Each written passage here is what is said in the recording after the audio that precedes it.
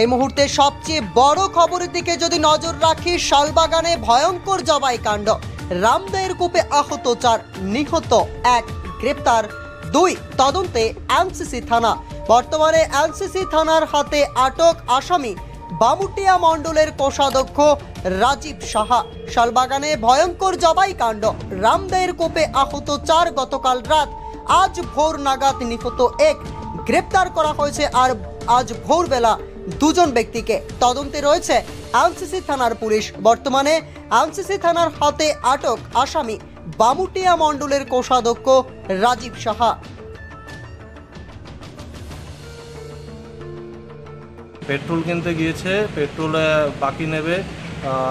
যিনি কূপ খেয়েছেন উনি একে নাকি অবজেকশন দিয়েছে যে বাকি দেওয়া যাবে না। তো এটা নিয়ে সামান্য একটা ব্যাপার নিয়েই কথা কাটাকাটি হয়। তো সেটাও আমরা দেখছি কোন দোকান থেকে পেট্রোল কিনতে গিয়েছিল, কী কিনতে গিয়েছিল।